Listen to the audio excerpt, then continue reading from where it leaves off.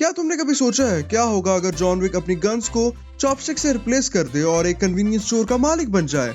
Welcome to the world of Sakamoto days, एक ऐसा anime जो प्रूव करता है कि सिक्स पैक एब्स के बिना भी तुम एक टोटल बैडएस बन सकते हो।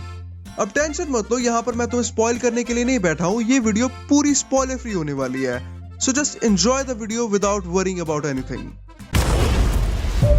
तो जनता जनार्दन, सीन बहुत सिंपल है। तारा साकामोटो एक टाइम का टॉप का हिटमैन था, एक ऐसा बंदा जिसके नाम सुनते ही लोग थर थर कांपते थे, लेजेंडरी स्टेटस का हिटमैन। लेकिन एक दिन उसने एक लड़की की हाथ की कुकिंग खाई और बैम, लव में पूरा फ्लैट हो गया। और अब वो अपनी लव लाइफ और प्रोफेशनल असासिन लाइफ को एक प्रो की तरह जगल कर रहा था। पर बात यह है कि ये सब इतना सिंपल भी नहीं था। एक दिन उस लड़की ने बंदे को अल्टीमेटम दे दिया, या तो किलिंग बंद करो या फिर मुझे भूल जाओ। और उस रेयर मोमेंट ऑफ मैच्योरिटी में साकामोटो ने एक इम्पॉसिबल काम कर दिया, अपने हिटमैन करियर को छोड़ दिया और एक कन्वीनियंस स्टोर ओनर बन गया। बंदे ने एकदम 180 डिग्री टर्न लिया है अपने प्रोफेशनल करियर में।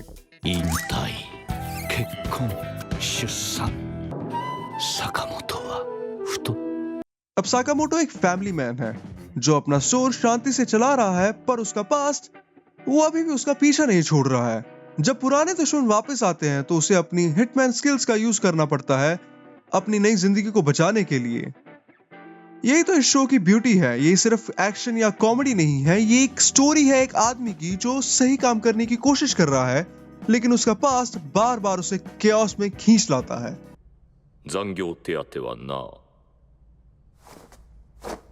साकामोटो डेज की ब्यूटी ये है कि ये कॉमेडी और एक्शन दोनों को परफेक्टली बैलेंस करता है।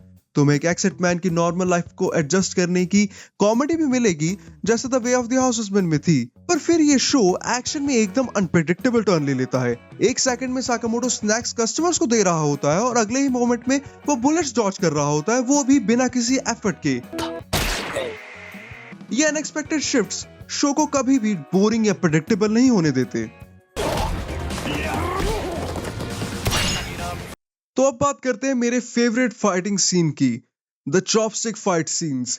ये सीक्वेंस इतना बेहतरीन, ब्यूटीफुली कोरियोग्राफ्ड था। इस बंदे के पीछे एक पूरी गैंग पड़ी हुई थी और इसने 2 चॉपस्टिक का यूज करके गैंग को तहस महस कर दिया। वो भी उनके पास गन्स थी, तब भी कुछ ना बिगाड़ पाया इनका। ये मोमेंट परफेक्ट एग्जांपल है कि कैसे साकामोटो डेज ड्राई ह्यूमर को फ्लिप करता है और एक सिंपल सिचुएशन को एपिक और हिलेरियस बना देता है। और जब ये शो सीरियस होता है तब भी वो अपनी कॉमेडी एज जो है वो नहीं खोता है। तुम एक ऐसे हिटमैन को फॉलो कर रहे हो जो बस अपनी लाइफ को नॉर्मल रखना चाहता है, और ये चीज इक्वली फनी और बैडएस दोनों है।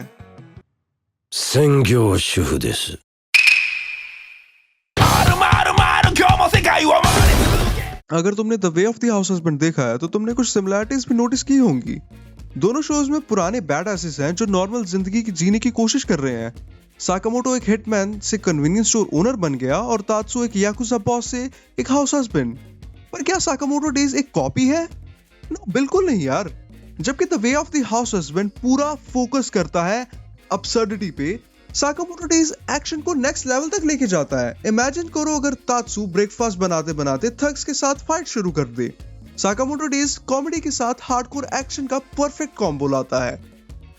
साकामोटो के केस में वो अपनी पुरानी हिटमैन की स्किल्स का यूज कर रहा है अपनी नई फाउंड जिंदगी को प्रोटेक्ट करने के लिए। ये वही फनी कॉन्ट्रास्ट है, लेकिन इस बार this is way more action packed, तो ये और भी ज्यादा एंगेजिंग बन जाता है व्यूअर्स के लिए।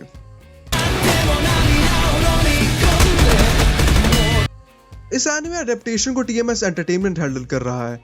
अब मेरे पर्सनल एक्सपीरियंस इस स्टूडियो के साथ मेजरली डॉक्टर स्टोन तक लिमिटेड था, पर डॉक्टर स्टोन काफी बढ़िया एनिमे एडेप्टेशन था।